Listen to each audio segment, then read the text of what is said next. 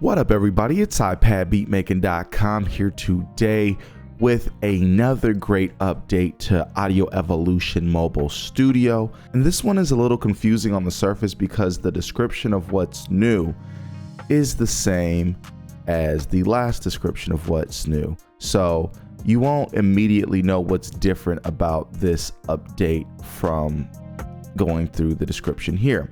But let's go ahead and update the app, and hopefully when we go into the app, we will be able to see what exactly is going on. All right, so now we've updated the app. Go ahead and open it up.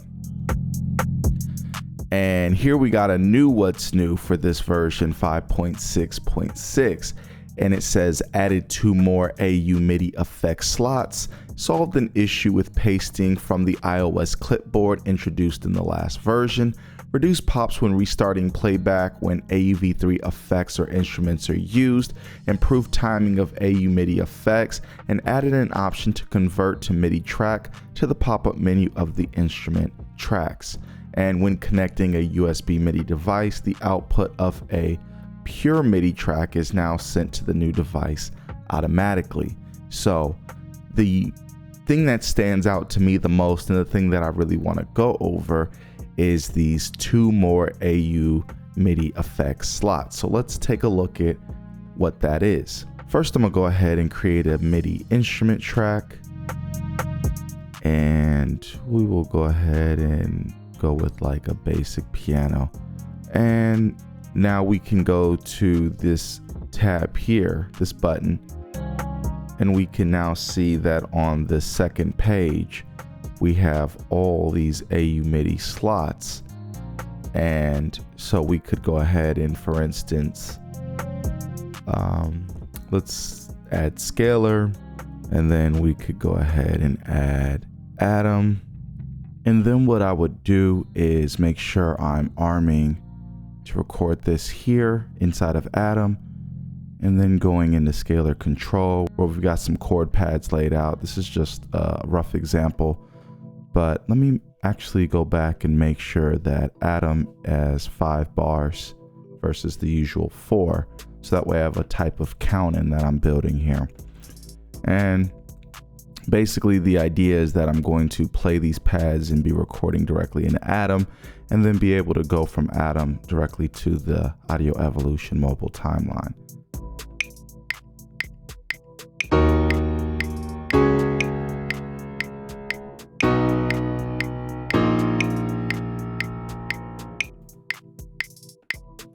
All right, so we got that, and it is now recorded in there, as you can see. So go ahead and move all of this back.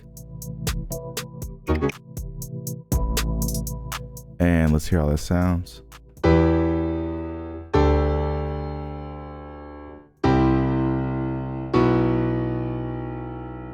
And just like that, we have recorded our MIDI from Scalar into Atom. From here, we could either go to export at the top here, go export MIDI and then copy and paste it onto the timeline, or we could hit our record button here and then go ahead and hit record, and it'll record it to the timeline.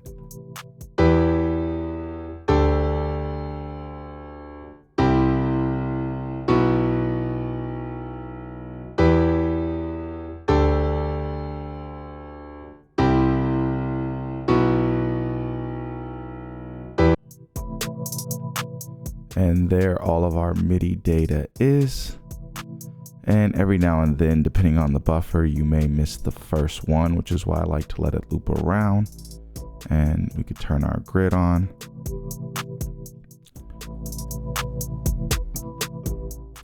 Make sure all of these are at the very beginning. All right. And there we go. And then from here, we could go ahead and copy, paste it, and we would be good for the rest of the song doing this. So yeah, there is one example of how you could use the extra AU MIDI slots. This is going to be huge to add like arpeggiators and there's a lot of great things you can do now. Cubase's, of course, if you watch this video here that compares Audio Evolution Mobile and Cubase's, I believe can have up to 8 slots. So Cubase's still has a bit more options in terms of that, but for 3 slots, for me personally, I'm good with this AU MIDI effects count so far. Like, I don't have a creative need currently to have more than 3, but obviously more is better. So if you would like to see more, be sure to let the developer know. Maybe they'll consider adding more. Maybe he'll consider adding like an effects grid type of thing where you can add unlimited slots of AU MIDI effects, which would really be crazy. But yeah, if that's something you want to see, let the developer know.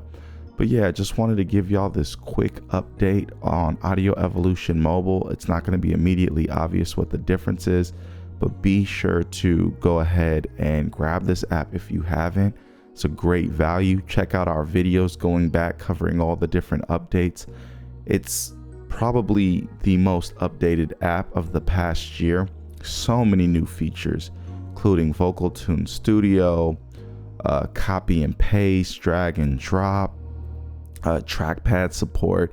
It's already had keyboard shortcuts, and it's got a lot of ways to circumvent some of the things I don't really enjoy about it. Like, I'm not really a big fan of its own piano roll, but when I use Atom Piano Roll 2, I feel perfectly comfortable drawing in that, then copying, pasting everything to the timeline and arranging from there. It also has the best grouping of any DAW on iOS. You can tie your groups to groups to groups to groups to groups. Like, the group count is pretty much unlimited. So a lot of powerful things. And then not to mention the effects grid, which I just went over, which allows, this can be expanded out, I mean, in theory, to unlimited, as much as your device can handle, in order to create very complicated effect chains. It supports parallel processing and stuff. I mean, it's a very, very powerful DAW that is so cheap. I think everyone should at least have it on their device. Grab it, support the dev, check it out, see if it's for you. I think it's really nice, really great dev, really great DAW, and the updates just keep on coming. So when you buy in, you just get all these perks. It's a wonderful thing. But yeah, with all that said, I'm about to get out of here. Be sure to check out this update. Happy creating. It's iPad beat making. Peace.